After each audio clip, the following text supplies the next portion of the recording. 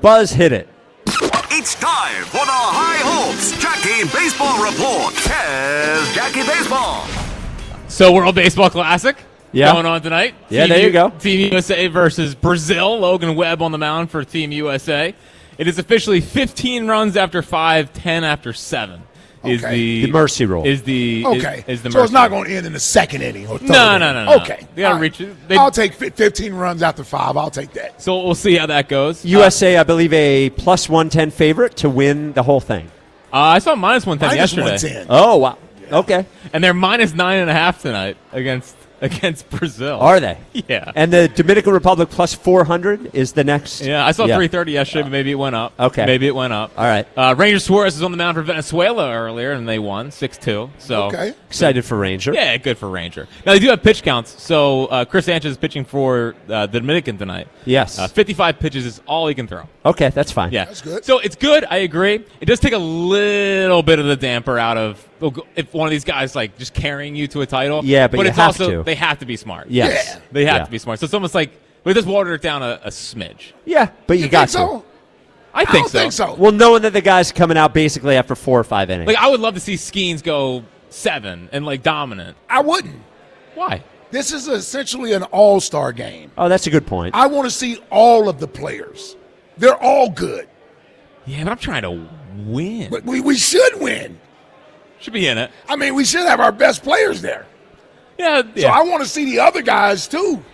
You see them on in the offense. Yeah. But pitching wise, like if I can say I got Skenes for 7 rather than having to pull him after 55 pitches, it's a smidge of a damper. Plus, Scooble's only making 1 start. It's against Great Britain and it's 55 pitches. Like that's disappointing. Well, this is the problem of putting it when they're putting it. Sure. You know, I don't know when the right time is. It's not now. I don't think Yeah, because what would you do if you did it in the middle of the season? You would still have to do it the same way. Of course. And after the season, they're done. Yeah. So I don't know. Yeah. I don't know what they could do. I don't know what they could do. Well, listen, I'm locked in this year. I didn't watch the last time. Yeah, it was good last time. Yeah, I watched the final game. That's when Ohtani struck out Trout. Yeah. Yeah. Trout's not a big game player. Come on, man. Not a big game player. That's when we still thought we were getting Trout. Yeah. We had the idea. And Lakin was still, trying to put batteries in everyone's back to get That's Lakin. To bring Trout Lincoln, home. rather. Rob Lincoln. Rob Lincoln. So all right, there you go. Tonight, 8 o'clock. All right. So I did talk about this last night on Fritz at 6. I do think the lineup should be Schwarber, Harper, Turner. Why? To start the season. Because I Oh, you want to move Turner out the leadoff spot? Yeah, I mean he's the third most valuable hitter on those 3. I want to get my best hitters the most at bats possible. Schwarber back to the leadoff where he does have a good eye, plus puts immediate pressure on the pitcher. Back to this whole thing where I do want him to have the most at bats possible in a game. Harper in the 2 spot, so he's still protecting Schwarber if that's something that people were worried about for the 56 and 132 RBI that he put up the year before.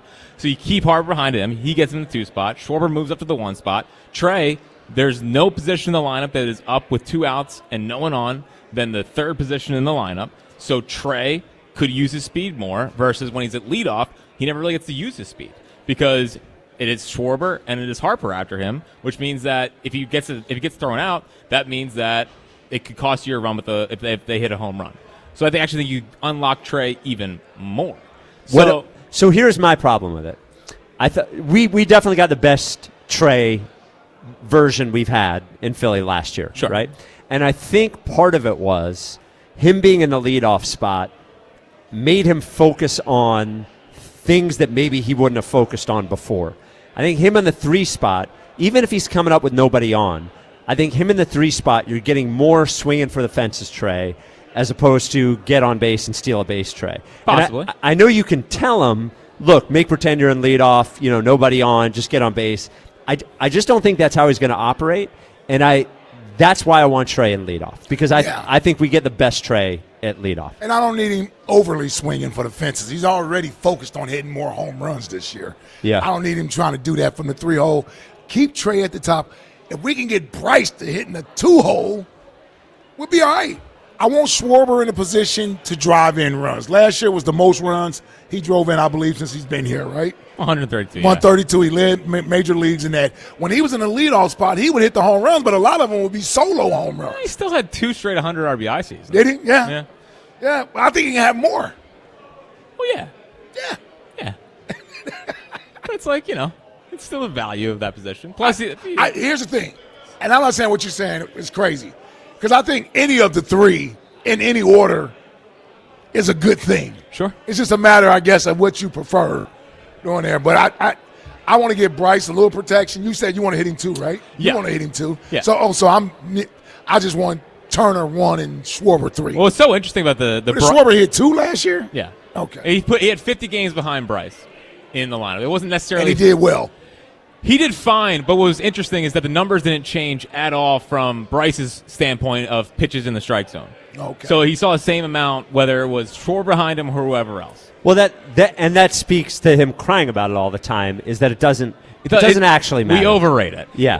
Bryce is going to get back to being elite if Bryce does what he's done for his entire career, which is take walks and be patient. And I also think the other reason for that is that there's nobody. Look, if he had Juan Soto or Aaron Judge or Shohei Ohtani behind him, okay, then it may change things a little bit. But look at Soto's year with the Yankees when he had Judge behind him. Yeah, but like nobody in this lineup, even including Kyle Schwarber, strikes fear into pitchers the way that one of those guys does. So I think it is a mental thing for him as opposed to reality. Yeah, and he seems very aware that he has to draw his walks this year. And looking at some of the at-bats, he seems much more prone and open to it. Yeah. Like if Bryce is going to get back to being an elite player, it's not about the protection behind him. It is about him doing what he's done for a majority of his career. So, the whole protection thing, I think we overrate a little bit. I do think probably having Harper behind Schwarber didn't hurt him last year, for sure. So that's why I would keep Schwarber ahead of him. But for Bryce's standpoint, I don't think it totally matters. Let's be honest. And I love Bryce. Bryce was dealing with Schwarber being the big dog last year. Yes. I think so. That's what that was. Yep. This guy was in the MVP race. He's smacking home runs every other game. Yeah. Right? And when you've been the face of the franchise and you're the guy, I'm not saying it from a he doesn't like Schwarber standpoint. I'm saying it from there's a little envy there when you see somebody almost getting the love that you're used to getting. Oh, of course. And praise that you're used to getting. And when you're not completely healthy, it's even more frustrating, which makes you press more.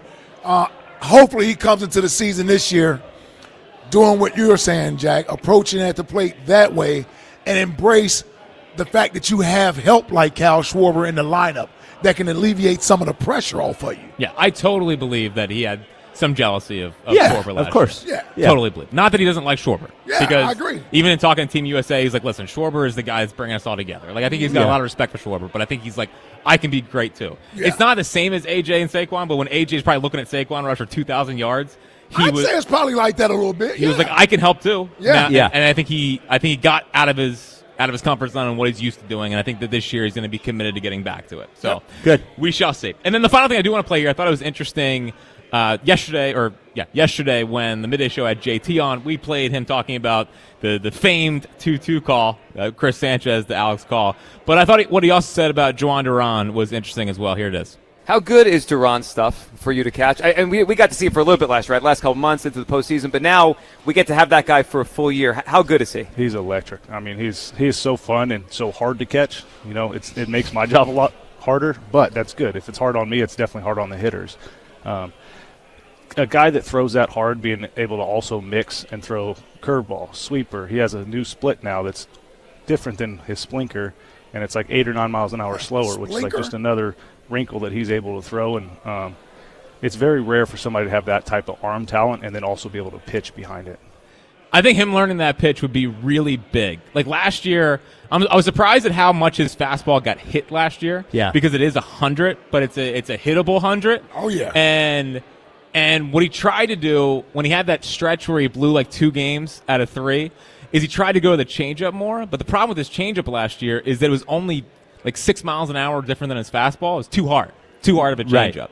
And if he's learning that pitch to essentially be his changeup, where it's 8, 9 miles an hour, you want a 10% difference between your fastball and changeup. I think that's enough to where it can get people off of his fastball. Well, and maybe he strikes more guys out because he doesn't strike a ton of guys out anymore, especially for a guy that throws as hard as he does. And what it should help with is I think he's someone that wants to use his fastball up in the zone.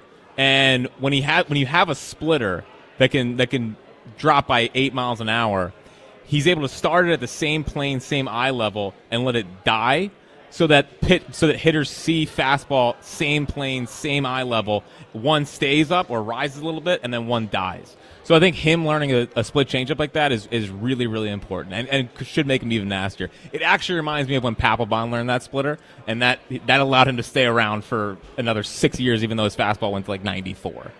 So awesome. It's a good development. Excited to see those guys. Phil start in 3 weeks. Yesterday was 3 weeks to the home opener.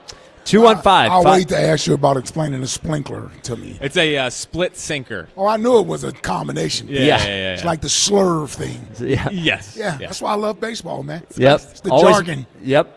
215. I remember when the knuckle curve came to be, and that was the Tyler Green had the knuckle curve. Knuckle curve's a good pitch. Yeah. Splitter. Brad